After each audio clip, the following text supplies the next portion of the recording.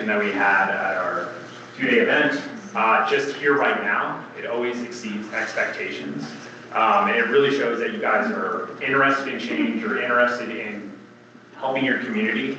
And so I just want to say thank you to the community for making this initiative a real big success. And of course, big thank you to the team. I think we got the best team. I'm not trying to shade the other ones, but you guys are phenomenal. You kicked it out of the park. Thank you very much for all your effort. Thank you for the town of Keystone for being so responsive, and thank you, Lindsay, for all your help. It's great to get to know another Hirsch and realize that we're probably related down the line. Thank you guys for everything, and look forward to this. Amazing. Okay. Well, thank you so much, Dan, Lindsay, and Bayer. That was a great introduction. So yeah, we're going to go ahead and get started. We have about like 35-ish minutes of content for you today, where we kind of like walk through everything in the plan, including the goals and actions and everything that's going to come out of it. And then we have plenty of time at the end for questions. So we're open to like opening up this plan and just like showing you specific things. And then we also have a sheet going around, so if something just okay. Yeah. Okay. Awesome. Great. So we were introduced. So we are students from Steve Fuller's Masters of the Environment program. We also represent CU Denver's Masters of Urban and Regional Planning. We are working with the Rural Technical Assistance Program. Our role in the program is to be community consultants working with you, the town of Keystone, on a facilitated planning assistance process to develop a community action plan that, like you mentioned, will cover 12 to 24 months. So a little bit about this process. So RTAP is the Rural Technical Assistance Program. As you can tell, there are 3 phases. The first phase of this was really an introduction and community preparation, and this phase took place in the fall, so kind of November to December of 2024, so last year. This is where the steering committee was formed, and there were some kind of preliminary logistics. Phase 2 is where our team came in, so this took place from the kind of early January to the end of this week is when this phase will wrap up. In this phase, we met with the steering committee 4 times, and we also conducted the Keystone Community Visioning Workshop. By the end of this phase, at the end of this week, we will provide the final community action plan to you all. Then finally, we have phase 3. This will happen, I guess, next week, is when it'll kick off. And it is a 2-year supported period that's entirely for implementation, and it's supported by CS2 Extension. So we're going to talk in this first part of the presentation a little bit of background about phase 1. So, like I think everyone mentioned, the town of Keystone is also concurrently currently undergoing a comprehensive planning process. And I don't think we have, Dylan and Gavin from NC Group aren't here today, but at the workshop they were able to present this information, but I'm going to do it on their behalf. So just a little bit about like that process and how it's different from the RTAP process. The comprehensive plan is a very large document that provides a foundational framework for regulatory tools like zoning. This document will pave the way for things like land use regulations and permits. It does not necessarily dictate a specific pathway, but rather it provides an overall vision. And the areas in which it in which it is involved. Sorry, how do I get here? Sorry. The areas in which it is involved, this is not my computer, are really broad. So things like economic vitality, housing, resilience, land use, zoning, community services, and much more. And a little bit about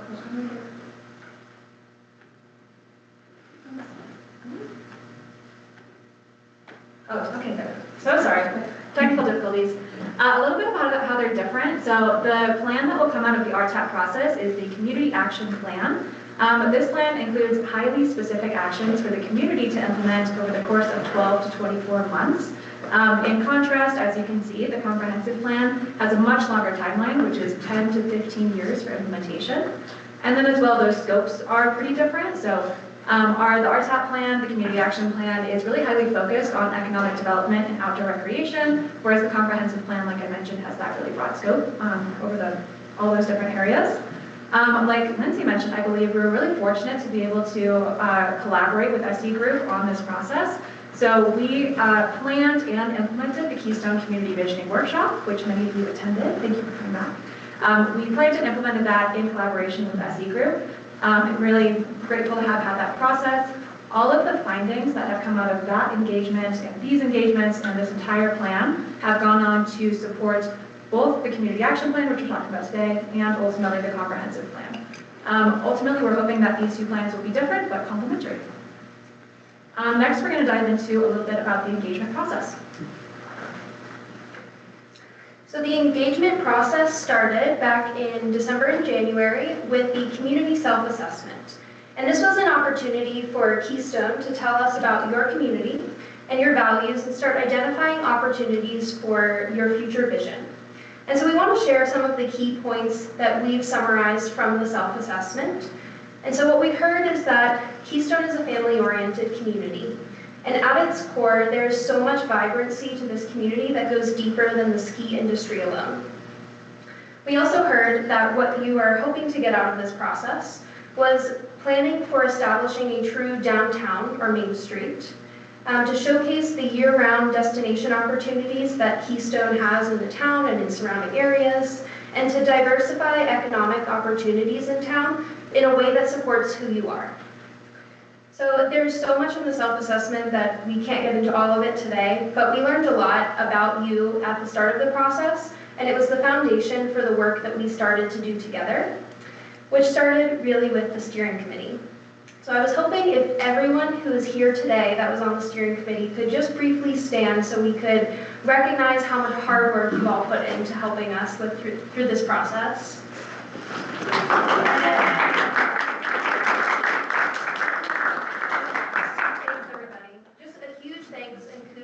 All of the people here today and everybody who is on the slide but is not able to be here today.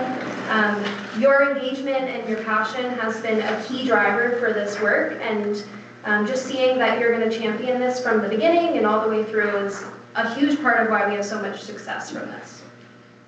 So just to highlight what we've been doing with the steering committee for those that were not part of it, we started back at meeting 1, and our goal was to introduce ourselves and set up the ideas for drafting community goals. And as the steering committee worked as liaisons between the greater community and the planning team and state partners, they were also so instrumental in drafting these goals that we're going to talk about very shortly. In our second meeting, we created the goals so that we could go into the workshop with a good idea of where we want Keystone to go and work to do some planning for that 2-day workshop. Between 2 and 3 was our workshop, and I promise we're going to share a lot of information about that. And then in the third meeting, we reviewed the key takeaways that we learned from everybody that attended the workshop and started planning how to take everything that we heard from you all and turn it into the community action plan with action steps that will guide the community-led process. And then finally, finalizing this plan and closing out the experience with so much gratitude for everything that came from it. And so that is really the summary of phase 2. The workshop planning calls with the steering committee, the workshop, and then all of the work that we did afterwards to deliver this plan. And we talked a lot about goals, so I want to situate us in what are the community goals and why do we have them. So the core part of the plan is that there are overarching goals that guide what action will be. And these goals were drafted with a lot of different inputs. So we learned a lot from the community self-assessment. We did a lot of work on the goals in the steering committee calls going into the workshop. And then for everyone that attended the workshop, we finalized the goals together based on discussion and what we heard from you all as where you want to see the town of Keystone go. And so ultimately, these are going to serve as the framework for the plan. And also during the workshop, they were topic buckets that a lot of activities were framed around, which you will see a lot of carried throughout this presentation. So just to give an overview, because we're going to tell you a lot more about what each goal means and what actions came out of it. These are the 4 goals that came from our process. And if you were at the workshop, you may remember that there was a 5th topic. It was housing and community needs. And everything that we learned about community input about housing and community needs was given to SE Group and will be supported in the comprehensive plan. So we have all of that, and they are definitely working that into their planning effort as well. So in no particular order of priority here, just to differentiate, goal 1 is about physical connectivity and safety. Goal 2 is about community identity and branding. Goal 3 is economic vitality and diversification. And goal 4 is amenity, stewardship, and development. So setting that up, let's go into what we did during the workshop. So we had all these amazing goals that the steering committee helped us develop, and we took that into the workshop. So you might have seen this flyer around. We created this flyer in collaboration with SD Group, and then Lindsay and Andrew went around town and posted it in all sorts of places. We also had it translated into Spanish to try to get a lot of turnout, and we had a great turnout at the workshop, so thank you so much to everyone who attended, and so great to see you all back here as well. So this workshop took place in this room on March 12th and 13th. Just to kind of orient you, in that day 1, we started with a community tour that was led by Lindsay, Andrew, and Thayer. In the afternoon of that day, going into the evening, we had our first session, which is really focused on where are we now and where do we want to go. Then we reconvened the morning of March 13th, and we had 2 sessions that day. First starting with what do we want to happen, and then ending with how will we make it happen. So like we mentioned, we started with a community tour, and we had a great time. So we first started in this room. Lindsay kind of gave us an overview, showed us the map, and kind of oriented us. We went on a great walking tour from there. We left this building, we walked over to the tennis center, we walked underneath the highway over to Lakeside. We learned about the different fun activities and the trails and all the stuff that happens on the lake. We saw some of the local businesses around there. Then we walked on the paths over to Mountain House and kind of checked out some of the transit there. We talked to people. Then we kept going on some of those paths over to River Run, walked around some of the housing and the new development there, and we had a great lunch there. So yeah, we had a great tour. Thank you to Lindsay and Thayer and Andrew for guiding that. The tour is a really helpful part of the workshop because it allows us, the RTAP team, and other state partners to really feel a sense of place in Keystone and really understand the area before we launch into the workshop. So this is the team that went on the tour. You'll also see, in addition to everyone I mentioned, Dan Almasta from Great Outdoors Colorado and Tori Minot from Colorado Parks and Wildlife, who joined us for the workshop, and also not being from Keystone, were with us on that tour just to get that sense of place. So yeah, we got to experience for ourselves a lot of what the steering committee had kind of talked about in terms of themes. So we got the experience of walking on the paths. We saw the distance and connectivity between neighborhoods. We saw local amenities like the urgent care, we visited local businesses, and we also got to experience the beautiful natural areas that Keystone is so known for. So that was a really great way to start the workshop. And then also you can see our walking route on the right there. Sarah had her Strava on, so that's our Strava map. We got some great mileage in. Great, so to kick off the workshop, we had everyone in the room introduce themselves and then provide a one-word answer to the prompt, I believe Keystone is.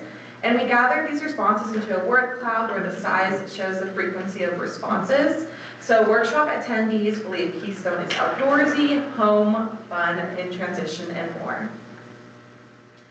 During the first session of the workshop on Wednesday evening, we began answering the question, where are we now and where do we want to go? And we covered 3 activities that evening, including a revision of community goals, assets and challenges, and headlines. So we started with an in-depth discussion on the community goals, and like Jess kind of had already mentioned, explain the process of how these were created by the planning assistance team and the steering committee, and that these are the 4 goals that were described as priorities for the community, and that they kind of will be the guide and foundation and the buckets that we worked in during the workshop.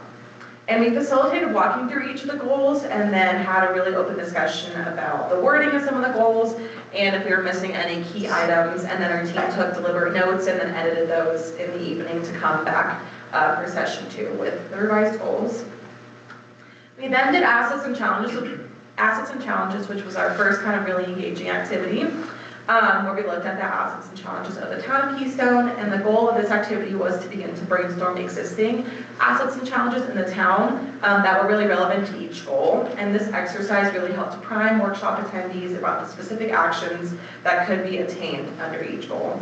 And assets were indicated by the green post-it notes, and challenges were indicated by the orange post-it notes. Then we ended the evening with headlines, which was definitely a core memory, I think, for our team and for the workshop. It was a really engaging and lively activity. And it was intended to ask workshop attendees to think about a shared vision and future for the town of Keystone by creating a news headline for 3 to 5 years from now. And the prompt that we asked was, something really good just happened in your community. Write a headline that captures the essence of the event, including what happened, what the impact has been, and what made it possible. And so here are some examples that I pulled out. The first is that the town of Keystone is named a top 10 small mountain community for year-round recreation and livability. That Keystone hosts nature-based industry expositions. That Keystone beats Breckenridge in senior pond hockey tournaments. That was a big conversation. The town of Keystone created a wonderful town to live, work, and visit. And then finally, the town of Keystone restores the Snake River. So session 2 was about framing the goals into actions, into community-led actions. So to get there, we looked at what do we want to happen. And I'm going to go through each of these activities, starting with asset mapping. And so in this activity, everyone at the workshop could walk around the room and interact with 4 different maps. There were maps of the town of Keystone, there was a map that showed Summit County, and then there was one map that was transportation specifically in Keystone, so that as people walked around the room, they could identify places that you wanted to prioritize as opportunities for outdoor recreation, or more support, or an opportunity for a way to focus new resource into building. And so the four categories that were able to be identified by stickers and by drawing on the map were outdoor recreation assets, supporting assets, and opportunities. And this map that you see is actually the virtual interactive map that is publicly available, so you'll all be able to go on at any time, and you can click on every dot that was identified by everyone at the workshop, and it says what it is, and whether it's an opportunity or an asset. And one of the things that was so great about this activity was that it really helped us to understand what locations and what places were priorities for new actions.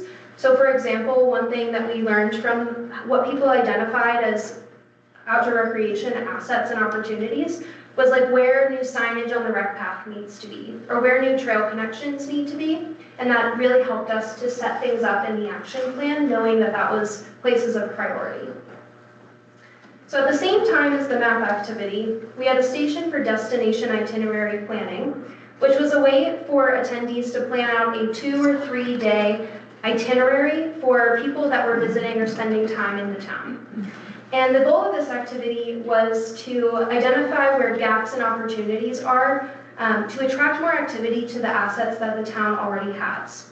And so the 3 markets that were identified by the people at the workshop as of interest in the itinerary planning were young adults looking for outdoor adventure in the summer, the conference market, which really supports the business development ideas that have been coming out of discussions as well, and the family market, where everybody isn't skiing or snowboarding the whole time.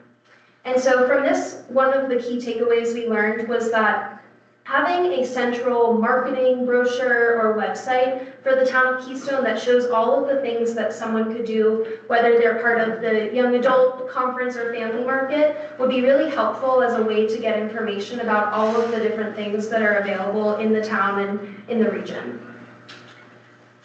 And then finally, the last work activity in session 2 was action brainstorming. And this is a marker of a big transition from ideas and visions turning into community-led actions. So for each of the 4 goals, everyone at the workshop could identify actions that they think will help to achieve that goal and stick it up on the post-it notes all around the room. And so from this activity, we had 99 actions in total, and when categorized by like subject, we had 24 different topics. And this did a great job in framing us to move into the afternoon session, where we start thinking about actions and the initial steps to get there. All right, so as Jess said, in the last session, we kind of moved into how are we going to make these actions happen, trying to get the kind of on-the-ground specifics of each of these things. So I'll walk through these activities. Over lunch, our team kind of took those actions that everyone identified and trying to organize them on different goals and match things up into topic groups. So we were ready for action prioritization right after lunch. For this activity, everyone was given 5 or 6 sticky dots to vote on different actions and topic groupings. We did distinguish between community members and visitors, just in case there was, a big difference between community wants and visitors, and trying to understand if there's different discrepancies there. People were allowed to vote on either the topic as a whole or specific actions within them. So you can see kind of in this bottom picture groupings, so people got to vote on what spoke to them most and what those priorities are. And this is kind of a breakdown of the action, kind of which goals had more topics and more actions, and this is fully mapped out in the appendices of the plan. So with that prioritization, we moved into the actual action table planning. So each goal had a table, and we took those kind of large sticky maps with the actions and prioritization voting on them, brought them to the table to kind of start figuring out what actions do we want in this plan. So looking at what the biggest priorities are, what got the most votes, trying to consolidate actions to ways that make sense, looking at feasibility in that 12 to 24-month time frame, trying to figure out who's going to champion each action. What's kind of unique about this community action plan is that it is community driven, so ideally actions are led by community members or groups from the community and not necessarily the responsibility of the town by itself. So within this activity, we started filling in these tables with the specific actions that are pretty much the core of the final community action plan that we continue to refine and fill in the gaps of in those final steering committee goals. We wrapped up the workshop with a quick little activity on offers and asks. So we had everybody write down their name and their contact information and what they offer to the process and what they might ask for in return. So this is just a good way to kind of document and hold people accountable. If they say that they want something done and they said they'll do it, trying to be able to track those people down later on as we finalize those actions is really helpful. So next we'll kind of move into the specifics of those community goals and actions that were developed and all the stuff that we've talked about. These were, again, those final 4 community goals that are the topic buckets and kind of core of that action plan. The specific language was refined a little bit during the workshop, but these 4 buckets kind of remained, and we'll get into those specifics next. So we'll begin with goal 1, physical connectivity and safety. The way this goal was really structured is that the idea behind it was to improve pedestrian, biking, transit, and vehicle infrastructure to improve community connectivity. And the real intent here was to prioritize creating a town that is safe and inclusive for all to travel within and to. And then for this goal, we have identified 5 actions. As you can see, the first 3 actions that we have listed are all really about trail connectivity, and the last 2 that we have there are more about transit. So our first specific action that we have is about maintaining and improving the rec path specifically. Action 1.2 is about connecting and improving the trail network generally in and around Keystone. And then action 3 is about the idea of a Keystone perimeter trail that would kind of circle around the town of Keystone and connect to all those other trails that we just discussed. So we had a lot of great discussion in the workshop and a lot of motivation around trails coming out of the workshop, so those were really fun to work on. Our last 2 actions here, action 1.4, is about engaging in existing transit operators. The kind of history between these 2 goals is that there was a lot of excitement and momentum in the workshop around the idea of kind of like a people mover. So people wanted things like a gondola or a tram or something really just better than the existing bus routes to get people in and around Keystone. And thinking about the feasibility of that within the time frame of this plan, which again is that 12 to 24 months, we took a step back to look at what is feasible, because that obviously creating a gondola for the town would be a massive investment of time and money and staff capacity. So wanting to make sure that the process going into that is really thoughtful. So the actions that came out of that, ultimately we have action 1.4. This is really like calling all the people who operate existing transit within Keystone, so it's really Summit County with Summit Stage, and then Vail to the table to kind of like just get on the same page and talk through what is currently offered. And then action 1.5 is analyzing opportunities for the future of transit. So that really kind of looks like a transit study, a feasibility study for what the different options are and what the needs are.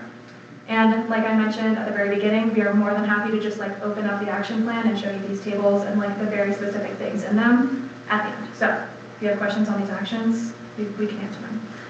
One thing that we thought might be interesting to do is kind of just show the progression of an action, just to really highlight the fact that how community-led these things are. So I just want to show you the progression of action 1.1, which again is about the rec path. The rec path is something that initially came up a ton in the steering committee, and is actually one of the foundational reasons why we even have a goal on physical connectivity. So in assets and challenges, you can see that green is assets. People talking about the existing rec path being a massive asset. We already have bike trails, but some challenges related to that is like unsafe connections, not safe at night, needs resurfacing, kind of things like that. From there, we moved into what Jess discussed, which is our asset mapping. So here we have some workshop participants who are really pointing out where those missing connections are or where there's areas of improvement needed. From there, we go into action planning and prioritization. So people are thinking through like what specific things can we do to improve the rec path. Here you can see we have a lot of votes. So the rec path was kind of spanned across two different categories. This one down here with 7 votes is really all about like rec path and perimeter path and like creating connections and making it easier to use. And then those 4 votes there are also about like wayfinding and signage on the path. So as you can see, the improvements and ideas around this path was a big theme that came up a ton during the workshop. Ultimately, this is Peter and I at the workshop, planning it all into an actual table. And honestly, the vast majority of what we put down on that action planning table is what ultimately ended up in the final version of the action plan, so not a ton of change. A lot of the post-workshop discussion, because as a reminder, we had those 2 steering committee calls after the workshop where we really like dug more into these and refined them if we had more questions. The real question there was, who do we engage and how, and what existing resources can we use to make this easier? And then also kind of like who will be in charge of it. So yeah, just kind of a progression of how Action 1.1 came to be. Great, and then goal 2 was all about community identity and branding, and more so to develop and showcase Keystone's identity as a community-first, nature-based, family-oriented destination that celebrates its history and unique institutions, and doing this through a unified brand that utilizes year-round events and marketing. And so the 4 actions that were selected were to first establish a volunteer marketing committee within the town, and then Action 2.2 and Action 2.3 are really going to be a subset of the committee where they're going to develop a brand identity for the town of Keystone, along with a website and visitor guide to promote the town. And then finally, ultimately ending in a destination management organization for the town of Keystone that will take on the long-term execution of the brand and marketing strategy and sustainable management for the Keystone. And so I'll kind of walk you through Action 2.1, which is about the volunteer committee. So as you can see on the left side of the slide, a common theme in the assets and challenges was the lack of town ownership of marketing due to the influence from Vail and the resort. And there was a clear gap, but also opportunity for the town to create their own marketing body that would be responsible for marketing going forward. And it will also serve as kind of like the point of contact and liaison between Vail and the town. So that really pivoted the momentum into action, brainstorming, and prioritization. And as you can see, there were 2 sticky notes that were specifically placed that said Town DMO and Town Marketing Department. And these 2 post-it notes I kind of grouped under marketing team/collaboration as a topic, and that got a total of 10 votes, which was the largest amount of votes of the categories that we have on this poster. And while creating these action tables, establishing a marketing committee was the first action that was placed. because it was really crucial for all the remaining actions that this was solidified at first. And leaving the workshop, this table was pretty empty, so it kind of was a labor of love after it all filled out. But there already has been a lot of momentum, which is super exciting. So a big discussion that like we've had after the workshop was who's going to take on leading the marketing committee, and Amy Kemp agreed to lead it and has already started recruitment for the committee. So if any of you are interested, you can reach out to her. Her contact information will be on the community action plan, and I'm just already so excited to see that this is in momentum and yeah, just to have to be built already.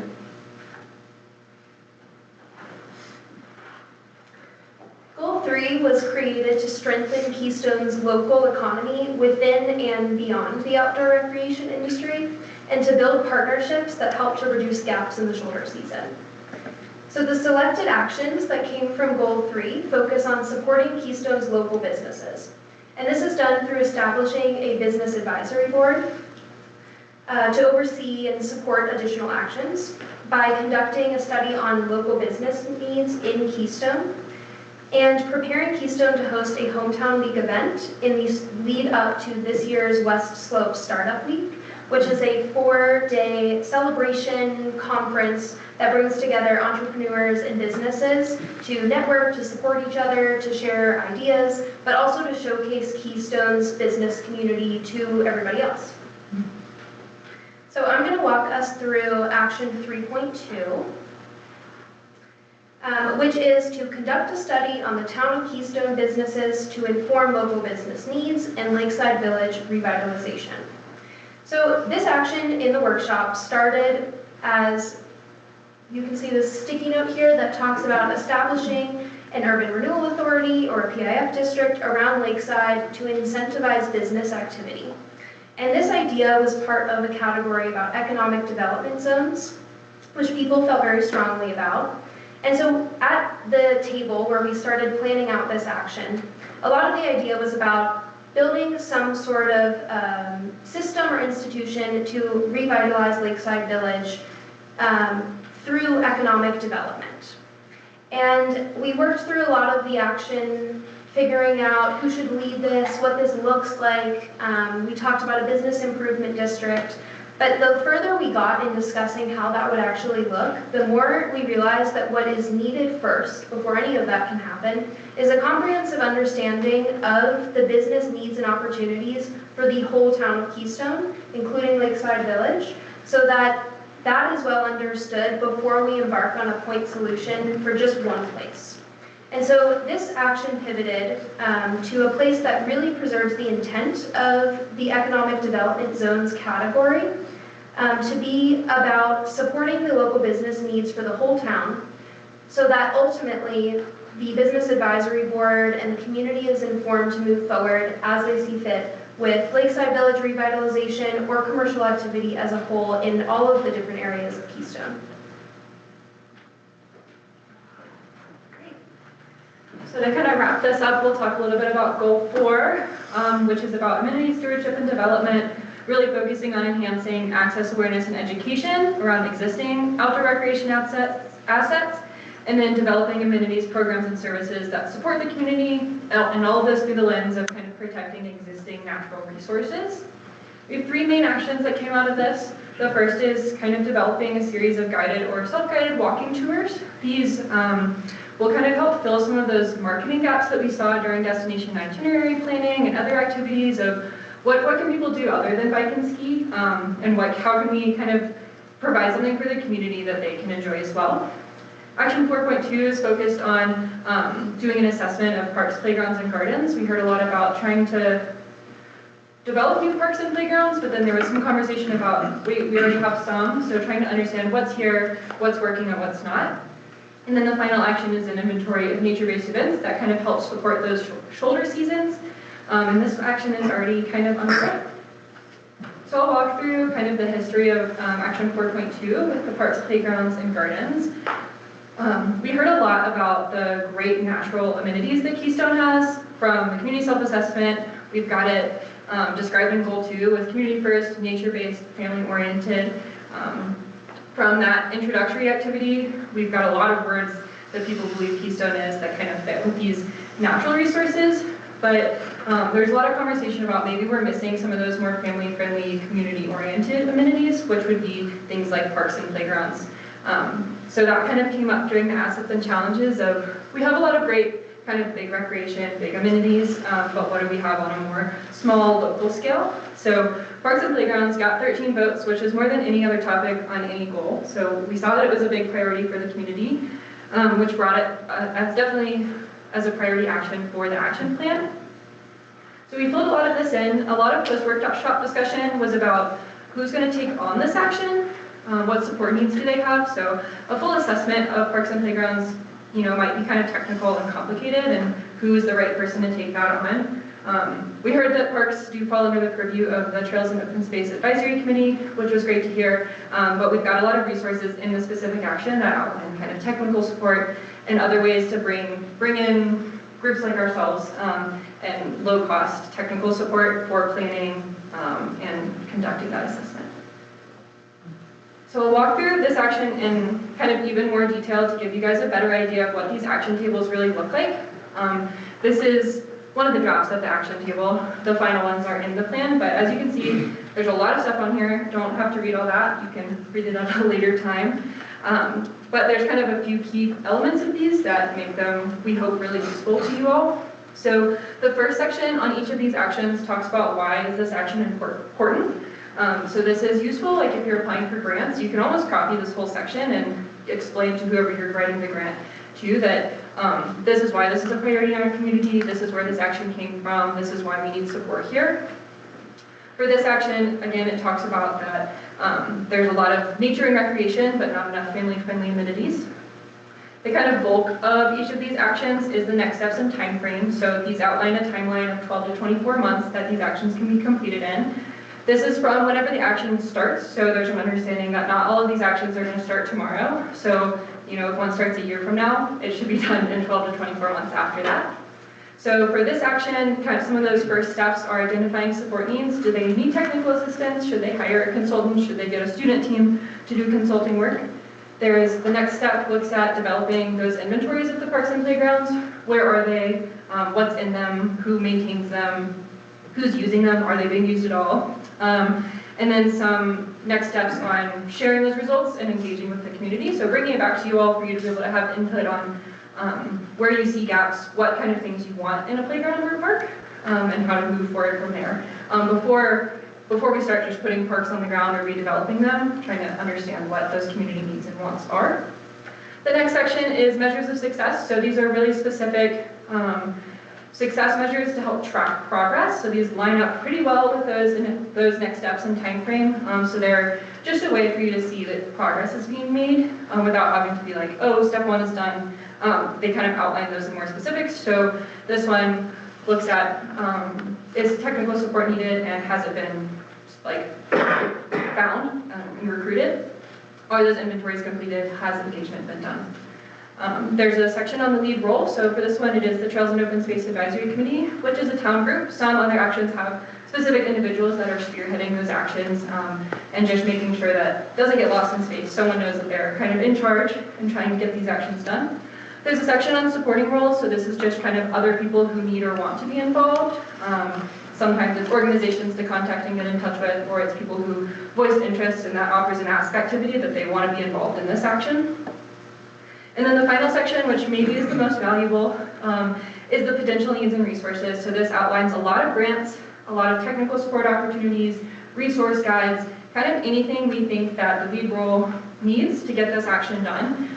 Because a lot of these are kind of big lifts, so we want to make sure that you guys are prepared to undertake them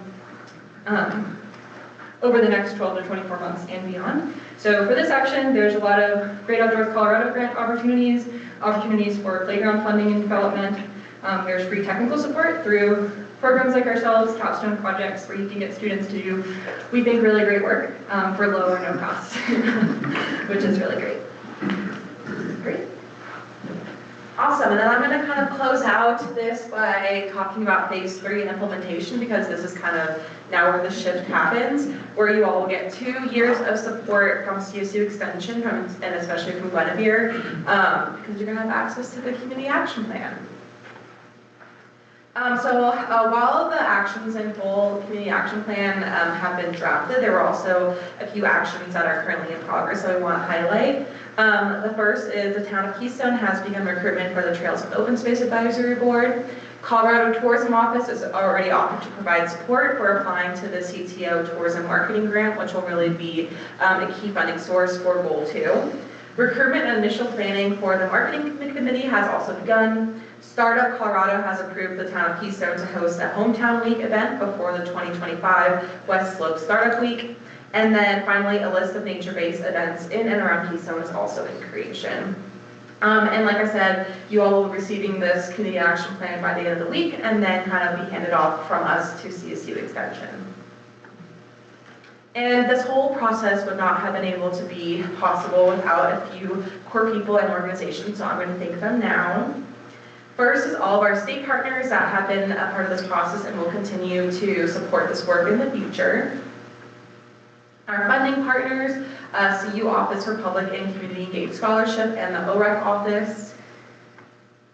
And finally, Natalie, Matt, and Guinevere, who were really instrumental in this process. I mean, Natalie spent so many hours reviewing this community action plan, for example, and Matt and Guinevere have been, in attendance at these workshops and on all of our calls too. So they're also someone I want to highlight.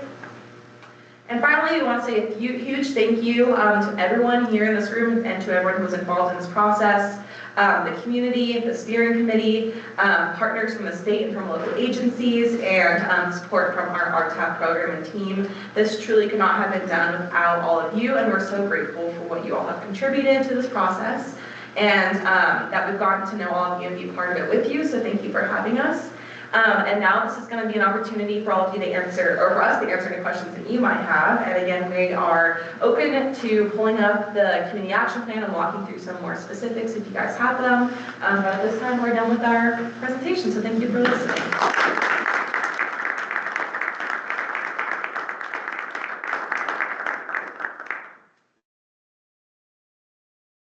Any questions? Do you guys want to see the plan? Our 120 pages of appendices. The plan itself is very readable. The appendices are on page. The appendices, the bulk of it is everything from the community workshop. We typed up every sticky note, put all the maps in online, just so that way you guys have that in a usable way moving forward. So that's useful for any future processes. It's super useful for the comprehensive plan. The workshop was really great and learning about it. Lindsay. Is there a Cliff Note version? 120 pages? No. I think you just got the question. Also, you'll notice that the plan itself is only 72. And the bulk of it is are those action tables. So you don't have to read all of it. You can read the action tables that are interesting or apply to you. So those can be pulled out individually. And it's just 30 pages. Yeah. Oh yeah. Each action table is like 3 to 5. Yeah. And where can we access this? Is it going to be on the website? Yeah, it'll be online. We'll also, we'll have a hard copy too. But yeah, no, it'll be part of the organization. What did you find most challenging about this project? I believe we all might have different answers. One thing that we've heard a lot from kind of Matt and Natalie and Guinevere, since they've been doing this for 3 years or so, is that Keystone is a really uniquely engaged community. A lot of the communities that we work with, or that the process works with, are maybe a little bit more disparate and less knowledgeable about planning. Typically when they do a workshop and they go in and they're like, what do you want to do? The first thing isn't like, do land acquisition and develop a gondola. They're a little bit maybe lower level, or less technical. So that I think really challenged our team, but was really incredible to see how engaged and knowledgeable you guys are about what you want to do and that you kind of already know what needs to happen. So we really just had to package it up. But I think that was unique to Keystone compared to a lot of the other communities that have gone through this process. I think another thing was maybe also remembering our scope and our timeline for this plan specifically. There were so many great ideas that we had in the workshop, but then, you know, realistically coming back and like sitting on our laptops and like formulating these community action plans, we're like, maybe this isn't as feasible in the 2-year time frame. And obviously we wanted to give a report and plans that were actually feasible and wouldn't like strain the community or, you know, not be able to be attainable. So maybe also to answer the question, narrowing down our scope a little bit too.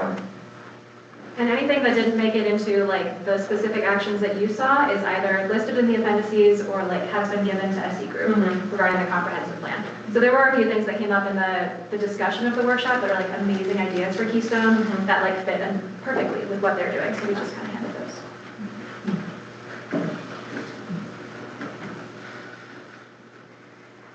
I know you want questions. So following up on the last one, what surprised you? I know none of you live up here. So what is it that you learned about the Keystone that was really an aha moment for you?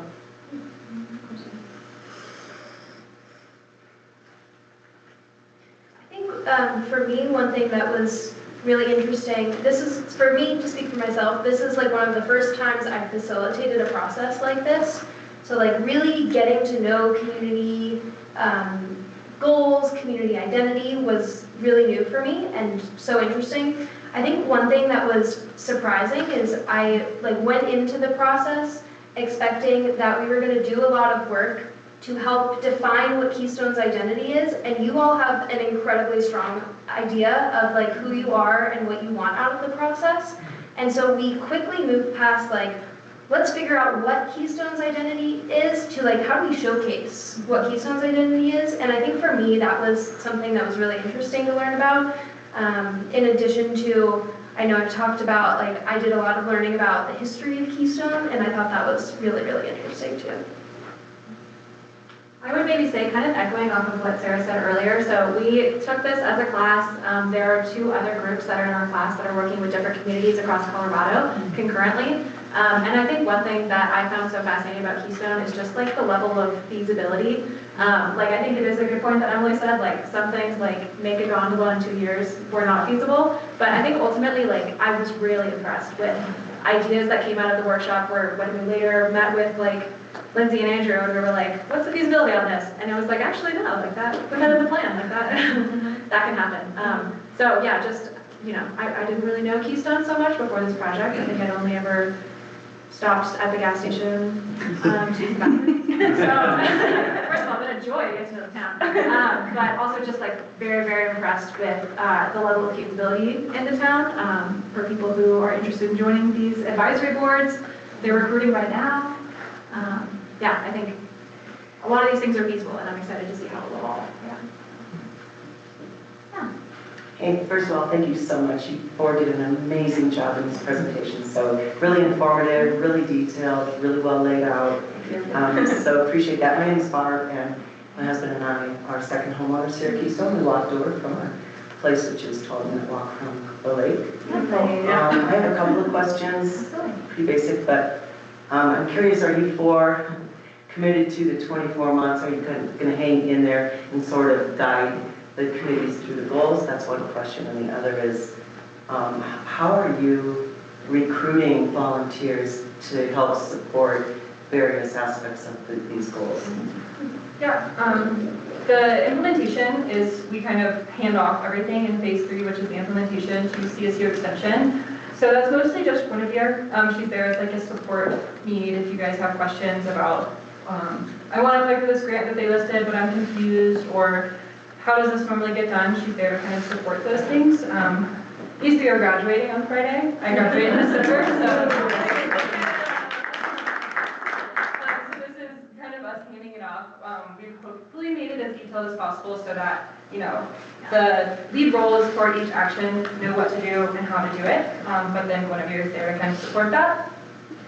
Recruitment, a lot of that we've tried to do that already, of like who the lead role is, who those supporting roles are, people who spoke up at the workshop and want to be involved. But some of those marketing committees or advisory boards and things that talent is doing recruitment for to try and gain involvement.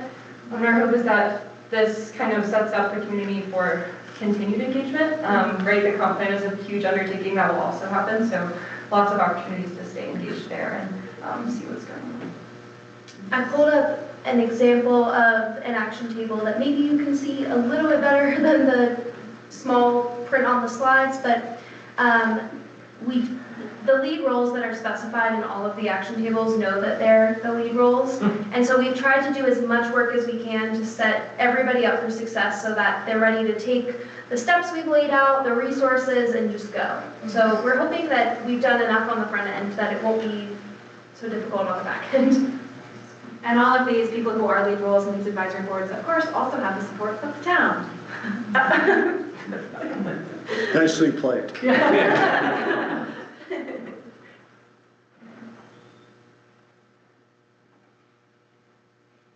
Any other questions about like what comes next or implementation? If there are no more questions, I would like to present to you a proclamation. For the trivia that are game diplomas, put this next to it.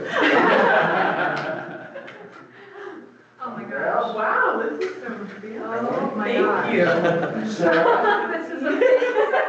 To go with your Jazz, and would you already give this to Natalie? Oh my gosh, I love I this. bet you she has nothing on her wall. Yeah. Yeah, the last council meeting, council approved the proclamation, and we honestly cannot thank you enough.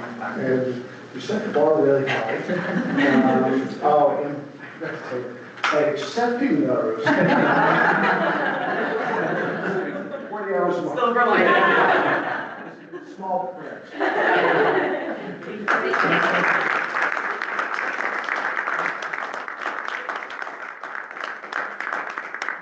Just one last thing I wanted to say. We have a monthly meeting called Coffee with Council. Well, with big demand, it's called Beer with Council, and it's tonight. And if you're interested in a little bit more intimate, you have some questions to ask the council members, I think we'll have 3 or 4 there. It's going to be at Nowhere Pizza at Lakeside at 6 o'clock. And it's a very casual event. And just if you have questions about this or anything else in town, what we're working on, other things, housing's always a good one to talk about. But we'll be there at 6 o'clock, and you're all welcome to join. We'll be there. Otherwise, thank you very much. I appreciate it.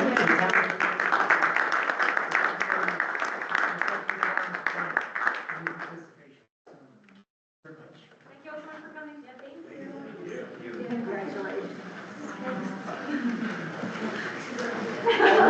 I'm taking this up. Thank